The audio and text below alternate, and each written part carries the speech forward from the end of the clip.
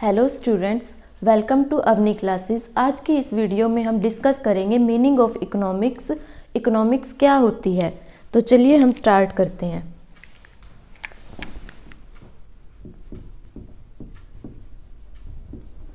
Economics जो word है ये आया कहाँ से है? इकोनॉमिक्स वर्ड एक ग्रीक वर्ड ओइकोनोमिया से लिया गया है। ओइकोनोमिया, और जो ये ओइकोनोमिया है ये दो वर्ड्स को मिला के बना है। फर्स्ट इज ओइकोस एंड सेकंड इज नोमिया। ओइकोस का मतलब होता है हाउस होल्ड एंड नोमिया का मतलब होता है मैनेजमेंट। देखिए, अब इधर से ही समझ में आ रहा है हाउस होल्ड प्लस मैनेजमेंट मतलब क्या है कि किसी को भी जो एक घर होता है उसको खुद को मैनेज करके चलना पड़ता है। अब इस हाउस होल्ड का मतलब घर नहीं है यहाँ पे स्पेसिफिक, इसमें सभी आ जाते हैं, चाहे वो कंज्यूमर हो, चाहे वो प्रोड्यूसर हो, कोई भी इंडस्ट्री फर्म, सब हर किसी को क्या करना पड़ता है, अपने जो लिमिटेड रिसोर्सेज होते हैं उनको मैनेज करके चलना पड़ता है ताकि वो अपनी ज़्यादा से ज़्यादा इच्छाओं को पूरा कर सकें। अब इसकी एक डेफिनेशन लेके चलते हैं हम। तो ये क्या कहता है? Economics is a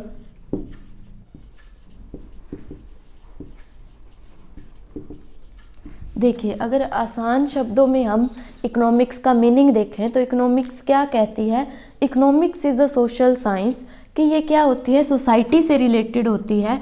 social science which studies how human being, कि कैसे जो है ह्यूमन बीइंग मतलब कि इंसान है, uses their limited resources to fulfil their unlimited wants, कि अपनी असीमित इच्छाओं को पूरा करते हैं in order to get maximum satisfaction.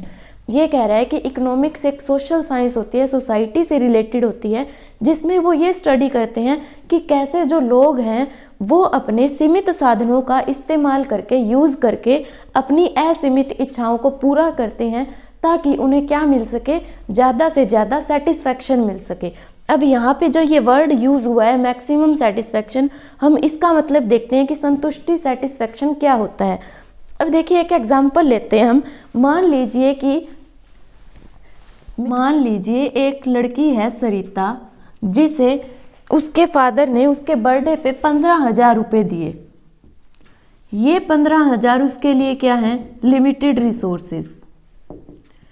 और इन 15,000 रुपये में उसे क्या क्या करना है? उसे अपने लिए ड्रेसेस भी लेनी है, उसे शूज़ भी लेने हैं, उसे मेकअप का सामान भी लेना है, उसे मूवी देखने भी जाना है, उसे अपने बर्थडे पार्टी भी देनी है फ्रेंड्स को। तो ये सब क्या है? उसकी अनलिमिटेड वांट्स हैं जो उसे सिर्फ इन 15,000 रुपये में पूरा करना है। लेकिन इकोनॉमिक्स हमें क्या कहती है कि कैसे हम अपने लिमिटेड रिसोर्सेज को मैनेज करते हैं। मैनेजमेंट हमने पढ़ा था, मैनेज करें ताकि हमारी अनलिमिटेड वांट्स क्या हो सकें?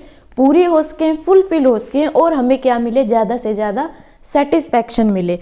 तो जो ये सरिता है वो अपने इन 15,000 रुपये को किस तरीके से मैनेज करे कि उसकी ये सारी इच्छाएं पूरी हो सकें।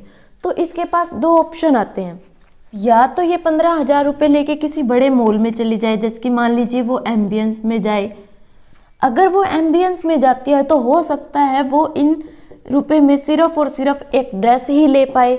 दूसरा ऑप्शन इसके पास ये है कि वो इन्हीं 15,000 रुपये को लेकर सरोजनी मार्केट में जाती है। अगर वो सरोजनी में जाए तो हो सकता है वो इन 15,000 रुपये में अपनी ड्रेस भी ले आए, अपने शूज़ भी ले आए, अपना मेकअप का सामान भी ले आए, और जो भी उसे नॉवेल्स वगैरह पढ़नी है वो भी ले आए, और हो सकता है उसके बाद भी उसके पास कुछ बैलेंस बच जाए। तो ये क्या कहता है कि उसने अपने इन लिमिटेड रिसोर्सेज को किस तरीके से यूज़ करना है ताकि उसकी ज़्यादा से ज़्यादा जो उसकी अनलिमिटेड वांट्स हैं वो फुलफिल हो जाएं और उसे सेटिस्फैक्शन मिले। अगर वो एम्बियंस में जाता है तो वो सिर्फ एक ही चीज़ ले पाता है, ये हमारी मैनेजमेंट सही नहीं रहेगी। क्यों? क्योंकि जो हमारे लिमिटेड रिसोर्सेज हैं वो एक ही वांट पे सारे के सारे खर्च हो सकते हैं। तो ये क्या इकोनॉमिक्स क्या कहती है कि हमें क्या मिलना चाहिए? सेटिस्फैक्शन भी मिलना चाहिए। और सेटिस्फैक्शन हमें कहाँ मिलेगा? अगर हम इन 15,000 रुपये में अपनी ज़्यादा से ज़्यादा जो वांट्स हैं उनको पूरा कर लेते हैं। तो अब हम आगे देखते हैं क्लासिफिकेशन ऑफ इकोनॉमिक्स।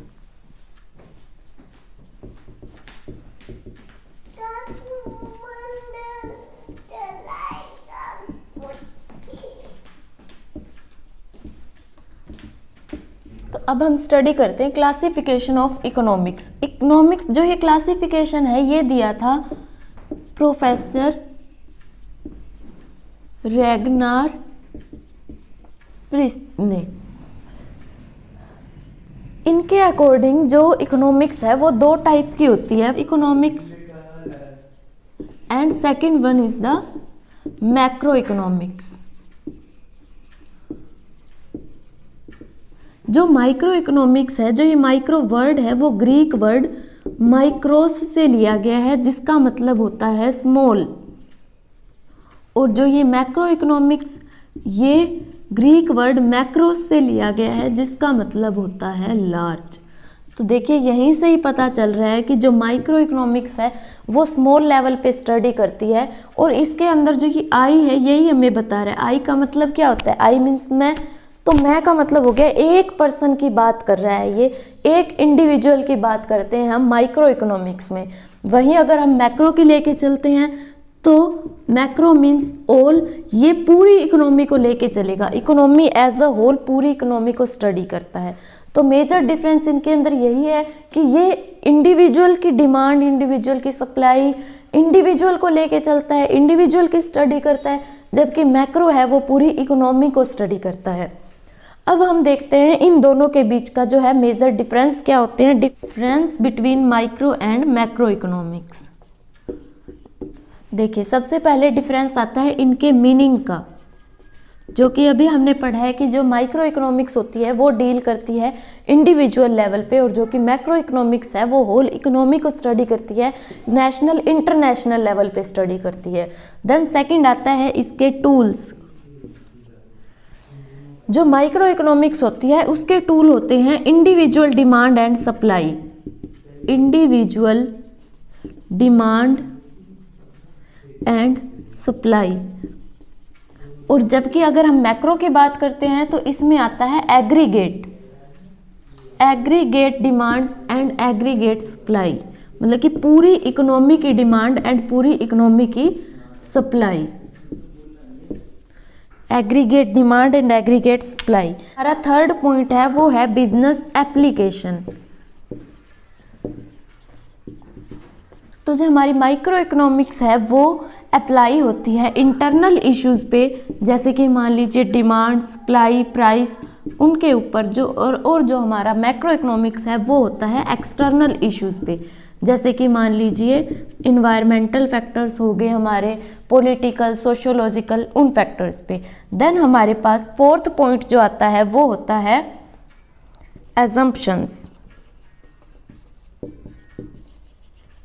एजम्पशंस का मतलब होता है मान्यताएं, ये क्या मान के चलते हैं। माइक्रो इकोनॉमिक्स ये मान के चलती है कि जो मैक्रो इकोनॉमिक्स है उसके फैक्टर्स, उनके टूल्स को हम क्या रखेंगे, कांस्टेंट रखेंगे, और मैक्रो इकोनॉमिक्स ये मान के चलती है कि माइक्रो इकोनॉमिक्स के जितने भी फैक्टर्स हैं उनको क्या रखा जाएगा, कांस्टेंट रखा जाएगा। देन जो हमारा फिफ्थ पॉइंट है वो है स्कोप। अब देखिए स्कोप का मतलब होता है कि इसमें हम क्या स्टडी करेंगे। जो माइक्रो इकोनॉमिक्स है उसमें हम स्टडी करते हैं theory of demand, theory of price, theory of supply, और जो कि हमारा मैक्रो इकोनॉमिक्स है उसमें हम स्टडी करेंगे थ्योरी ऑफ नेशनल इनकम क्या होती है, अनएम्प्लॉयमेंट के बारे में, मनी, वो सब। देन हमारा लास्ट पॉइंट आता है लिमिटेशंस का।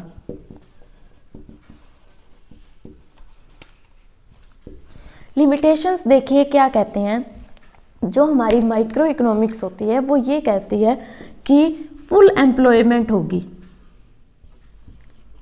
ये मान के चलता है कि फुल एम्प्लॉयमेंट होगी इकोनॉमी में, जबकि ये चीज़ जो है फुल एम्प्लॉयमेंट ये पॉसिबल नहीं है, ठीक है, क्योंकि कभी भी इकोनॉमी में जो भी अर्थव्यवस्था होती है उनमें पूर्ण रोजगार, फुल एम्प्लॉयमेंट नहीं होती है। तो ये जो इसकी मान्यता है, जो इसके एजम्पशन है, ये रॉन्ग है। लेकिन जो हमारी मैक्रो इकोनॉमिक्स है उसके अंदर जो आता है वो होता है फैलेसी ऑफ कंपोजिशन। इसका मतलब होता है, ये कहता है कि जो चीज़ माइक्रो लेवल पे सही है वो चीज़ मैक्रो लेवल पे नहीं हो सकती है। जैसे कि एक एग्जांपल लेके ये कहता है, मान लीजिए सेविंग की अगर हम बात करें कि अगर एक इंडिविजुअल सेव कर रहे हैं, माइक्रो लेवल पर तो वो चीज़ सही है, लेकिन अगर हम मैक्रो लेवल पे देखें, अगर इकोनॉमी में सभी के सभी ही सेविंग करने लग जाएंगे तो एक्सपेंस कोई खर्चा करेगा नहीं। अगर खर्च नहीं करेंगे पैसे तो डिमांड नहीं होगी, और अगर एग्रीगेट डिमांड नहीं होगी तो आउटपुट प्रोडक्शन भी नहीं होगी, और अगर प्रोडक्शन नहीं है तो नेशनल इनकम भी नहीं होगी। तो ये सारी चीज़ें क्या हो जाती हैं, लास्ट में अनएम्प्लॉयमेंट ही हो जाता है। तो ये कहता है कि जो चीज़ माइक्रो लेवल पे होती है, सही होती है, वो ज़रूरी नहीं है वो मैक्रो लेवल पे भी सही होगी। तो इसको हम बोलते हैं फैलेसी ऑफ कंपोजिशन। तो आज का टॉपिक हमारा यहीं ख़त्म होता है। नेक्स्ट टॉपिक में हम डिस्कस करेंगे डिमांड के बारे में। और अगर आपको ये वीडियो अच्छी लगी हो तो प्लीज़ इस वीडियो को लाइक कर दीजिए, शेयर कर दीजिए और इस चैनल को सब्सक्राइब कर दीजिए। और सब्सक्राइब करने के साथ साथ बेल आइकन को प्रेस करें और नोटिफिकेशन को ऑल पर सेट करना ना भूलें, ताकि आपको अगली वीडियो जो भी हमारी आएगी उसकी नोटिफिकेशन आपको सबसे पहले मिले। Thank you.